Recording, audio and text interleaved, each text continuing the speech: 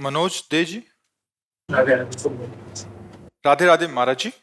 महाराज जी, मैं यूट्यूब पर लोगों को सोशल मीडिया के बारे में सिखाता हूँ और मोटिवेट करता हूँ। महाराज जी, मेरा एक प्रश्न है, ओवर थिंकिंग से कैसे बचें? किसी भी चीज को लेकर बहुत ज्यादा नेगेटिव सोचता हूँ कभी कभी। तो आप क्या सिखाते हैं लोगों को? लोगों को महाराज जी मैं सिखाता हूँ कि मतलब आप यूट्यूब से कैसे सोशल मीडिया से रोजगार कर सकते हैं। बच्चा, परम विश्राम जब तक मन को नहीं मिलेगा तब तक ये कभी शांत होने वाला नहीं। चाहे आप 100 करोड़ रुपया रोज कमाने लगे, 100 करोड़ रुपया रोज कमाने लगे, चाहे आप हजारों लाखों विषय भोग रोज भोगने लगे, तो भी आपकी ओवर थिंकिंग रुकने वाली नहीं। समझ पा रहे हो या इसमें आपको कोई संशय है? नहीं। 100 रुपए की मांग, फिर 1000 रुपए की मांग, फिर 1 लाख की मांग, फिर करोड़ की मांग, फिर अरब की मांग, ये बढ़ती ही चली जाएगी। इसकी पूर्ति नहीं होती कभी, आज तक किसी की नहीं हुई। इतिहास साक्षी है। उसी की पूर्ति होती है जिसको अध्यात्म का ज्ञान हो जाता है। उसके अंदर ये वृत्ति आती है, जथा लाभ संतोष सदा, काहू सो कछु न चाहोंगो, परहित निरत निरंतर मन क्रम, वचन नेम निबहोंगो, कबहू कहो या रहा निरहोंगो। जिसमें हम अपने विचारों पर शासन कर सकते हैं, हम अपने मन को शांत कर सकते हैं। वो रुपया नहीं होता, वो भोग सामग्री नहीं होती, वो अध्यात्म होता है। आप इस बात को स्वीकार करते हैं?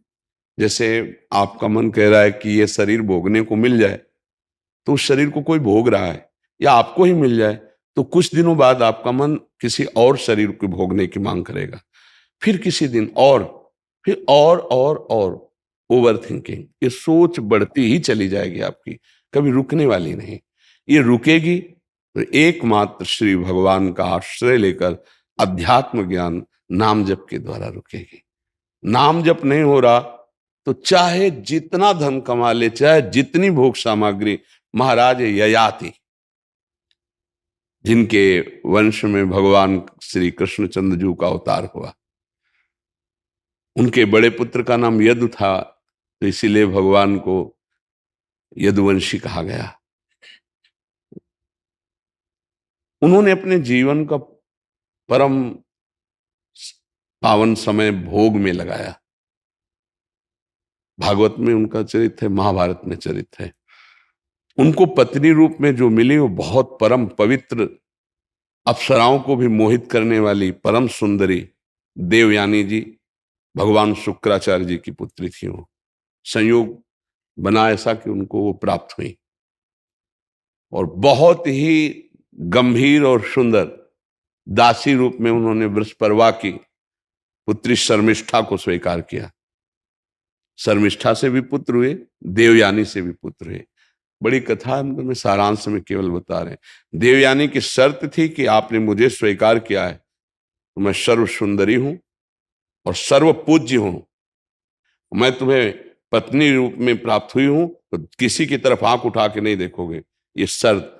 लेकिन जब शर्मिष्ठा को जो दासी रूप में आई थी, वो यद्यपि वो दासी नहीं थी, ईर्ष्यावश देवयानी जी ने दासी पद में उन्हें रखा था। इतनी सुंदर और गंभीर मुद्रा में थी, महाराज ययाति लुभायमान हो गए, जबकि सर्व सुंदर देवयानी जी, शर्मिष्ठा जी से भी पुत्र प्रकट हुए।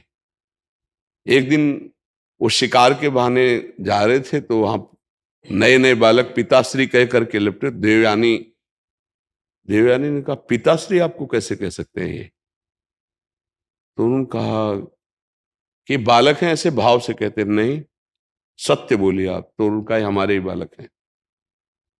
तो तुरंत उसी समय चली गई भगवान शुक्राचार्य जी के पास और कहा, इन्होंने हमारे साथ छल किया, इनको दंड मिलना चाहिए।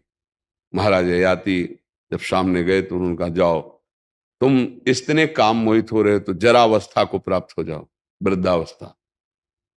अब देवयानी से कहा कि पिता से साफ तो दिला दिया, क्या इसमें तुम्हारा हित होगा? उनको लगा कि गलती हो गई, तो उन्होंने पिताजी से कहा, इस जरा को मुक्त कर दीजिए। उनका एक ही उपाय, कोई पुत्र तुम्हें अपना यौवन दे देते तो तुम यौवन, पुत्र से भी यौवन प्राप्त करके उन्होंने फिर विषयों को भोगा।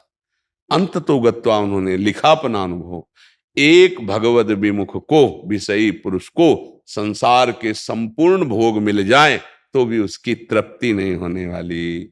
ओवर थिंकिंग पर ब्रेक लग सकती है तो भगवान का आश्रय और भजन से दूसरा कोई उपाय नहीं। चाहे कुछ भी मिल जाए वो सोचता ही रहेगा, क्योंकि मन को विश्राम देने की एकमात्र क्षमता श्री भगवान में है, भजन में है। तब लगी कुशल न जीव को सपने हो मन विश्राम, जब लगी भजत न राम को शोक धाम तज काम। भगवान का आश्रय, सत्य शास्त्रों का स्वाध्याय, संत महापुरुषों का सत्संग, उसका जब मनन हम करेंगे तो हम जैसी भी स्थिति में उसमें हम प्रसन्न होना सीख जाएंगे। यही समस्त कामनाओं को नष्ट कर देगी स्थिति। बिन संतोष न काम न साही, अछत काम सुख सपने उनाए। यदि संतोष धन रूप नहीं आया तो कामनाओं की बढ़ोतरी उसको जलाती रहेगी, उसको मिटा देगी, नष्ट कर देगी। तो ओवर थिंकिंग से बचने के लिए भगवान का आश्रय, सत्संग और नाम जप, ये तीन बातें यदि जीवन में आ जाए तो बहुत आनंद आ जाएगा, मन प्रसन्न रहेगा, विश्राम को प्राप्त हो जाएगा। अगर अध्यात्म से नहीं जुड़ा है तो हमें एक उदाहरण बता दो कोई, जो अभी तुम्हें वर्तमान में दिखाई दे रहा हो, लेकिन बाहरी बात को लेके नहीं। तुम बाहरी बात को लेके और हम यहाँ आंतरिक बात को लेके, जैसे तुम प्रश्न करते हो ऐसे आंतरिक स्थितियां यहाँ सबकी आती हैं। बड़े बड़े धनी मानी पदाधिकारी सब, और उनसे संभाषण होता है तो हमें सब पता चल जाता है। विश्राम उसी को देखा जो भगवान का जितना आश्रय लिए अन्यथा नहीं। बोलो तुम्हारी दृष्टि में कौन है? जो अध्यात्म की निंदा करते हैं, भगवत मार्ग की निंदा करते हैं, उनको पूरे जीवन में परिणाम दिखाई देगा कि वो ऐसी जगह खड़े मिलेंगे जहां कुछ नहीं है, कुछ नहीं प्राप्त किया जीवन में, सब कुछ होने पर भी बहुत ही घोर अशांति में जीवन होगा। जब आपके मन की ओवर सोच, जो अब ये मिल जाए, ये मिल जाए, ये भोग लूं, ये भोग लूं, और जब उस पर बाधा पड़ेगी तो अब उसको संभाल पाने की योग्यता आप में नहीं रहेगी, क्योंकि अध्यात्म नहीं है। अध्यात्म सबसे पहला पावर प्रकट करता है सहनशीलता, तितिक्षा, जिसे संस्कृत शास्त्रीय भाषा में कहते हैं, और उसका सरल अर्थ है हर परिस्थिति को सहना। ये केवल अध्यात्म में आएगा। सम्मान मिलता है, मेडल मिलता है तो सब फूल जाते हैं, लेकिन जब अपमान और हार होती तो अच्छे अच्छे को रोते देखा गया है। ये क्या है? एक पक्ष को, सम्मान को, जीत को, लाभ को, सुख को तो तुमने अपना माना उसे, और जब दुख आया, अपमान आया, हार आई, तब वो ऐसे मुस्कुराते तो तुम्हें पता चलता कि उत्साह संपन्न करना किसे कहते हैं। और वो केवल अध्यात्म से हो सकता, प्रकृति से नहीं हो सकता।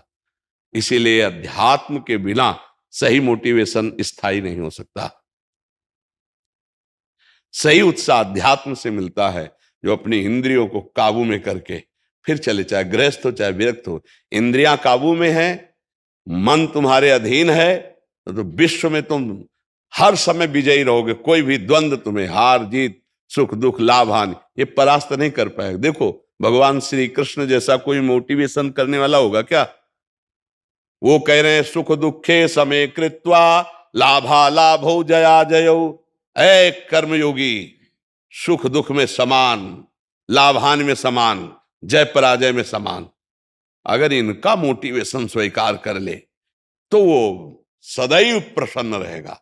ये हैं, देखो जगत गुरु भगवान श्री कृष्ण बोल रहे हैं, मात्रा स्पर्शास्तु कौन्तेय शीतोष्ण सुख दुखदा आगमा पाइनो नित्य तास्तितिक्षस्व भारत। ये अनित्य है, नाशवान है, काम क्रोध लोभ मोह मद मत्सर मान अपमान, इनके आने जाने में तो दुखी सुखी मत हो। सम धारण कर, समता को धारण कर, व्यथित मत हो। जो नहीं व्यथित होता वही परम पद का अधिकारी होता है। यम ही न व्यथ्यन्ते ते पुरुषम पुरुषर्षभ सम दुखा सुखाधीरम सोमृतत्वाय कल्पते। बिना अध्यात्म के बच्चा ना तो ओवर थिंकिंग को रोका जा सकता है, और ना हम शांत हो सकते हैं, ना हम प्रसन्न हो सकते हैं। हाँ, हर्षित हो सकते हैं तो परिणाम में शोकित होना पड़ेगा। आज हमारे मन के अनुकूल कार्य हो गया तो हर्षित हो गए, कल शोकित होना पड़ेगा। हमें लगता है कि ये 3 बातें जीवन में उतारनी चाहिए। पहला, भगवान का आश्रय, दूसरा भगवान का नाम जप, और ये दोनों पुष्ट कैसे हो? ये संत समागम। अगर सत्संग करते रहे तो बात समझ में आ जाएगी, नहीं तो फिर गड़बड़ रहेगा। जैसे समाज में किसी भी मार्ग का उपदेशक बने तो बहुत मजबूत होना चाहिए। जैसे डूबने वाले को निकालने के लिए तुम कूद रहे हो तो तुम्हें अच्छा तैराक और अपने से भारी वजन को लेकर तैरने का अभ्यास होना चाहिए। और जो डूब रहा है वो पहले तुम्हें डुबोएगा, अगर फंस गए उसके चक्कर में पहले तुम्हें डुबोएगा, क्योंकि वो सांस लेना चाहेगा। तो बहुत बचा के, तो मोटिवेशन देने के लिए पहले अपने को इतना मजबूत रखना चाहिए कि कोई भी परिस्थिति हमारे उत्साह को ना नष्ट कर दे। चाहे सामने से गाली आवे, चाहे सामने से निंदा या अपमान आवे, लेकिन हमको उसको उत्साह बढ़ाना, उसको सुख देना है।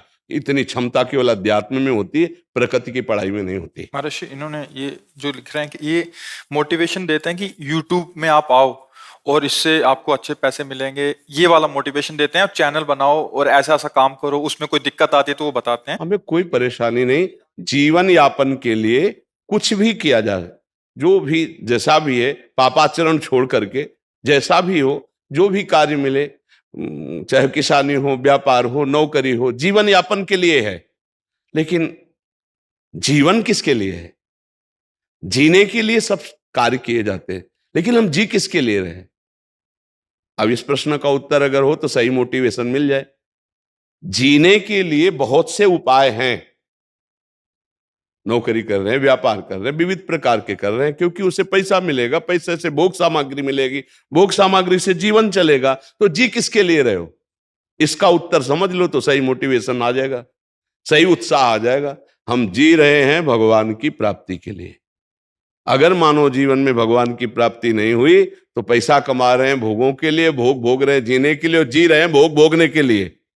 फिर इसके बाद मृत्यु, फिर यही सब लीलाएं पशु पक्षी भी कर रहे हैं। बार बार जन्म, बार बार मरण, बार बार माँ के गर्भ में जाना। आज इस बार तो मानुषिक माँ मिली है, अगली बार कौन सी माँ मिले? इसलिए पुनरपि जन्मम पुनरपि मरणम पुनरपि जननी जठरे शयनम, इस चक्र को काटना है। और इस चक्र को काटने का उत्साह भगवान की शरण में। यूट्यूब कोई अविनाशी या स्थायी दाता नहीं है। जिस दिन बंद हुआ तो डिप्रेशन में पहुंच जाओगे, नहीं पहुंच जाओगे तो सही मोटिवेशन नहीं हुआ। साथ में ऐसा भी मोटिवेशन होना चाहिए कि कल यूट्यूब बंद हो जाए तो फिर आप में वो क्षमता होनी चाहिए कि आपके पास और भी मार्ग है, आपको निराश नहीं हो। महाराज जी आगे पूछ भी रहे हैं, बहुत लोग तो सफल हो रहे हैं इसमें, लाखों कमा रहे हैं, लेकिन वो but कुछ काफी असफल वो हो जाते हैं। सफलता भी अस्थाई है, स्थायी नहीं है।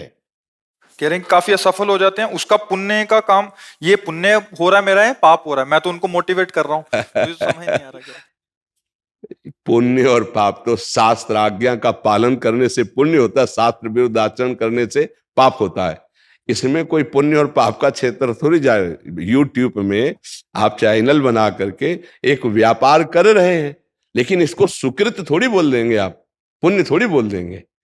मान लो खेती हो रही तो कोई पुण्य थोड़ी हो रहा है। खेती से जो अन्न पैदा हुआ मेहनत से, वो जो आप दूसरे को पवा रहे हो, जिससे कोई संबंध नहीं है, भूखा है, अब ये पुण्य बात हुई।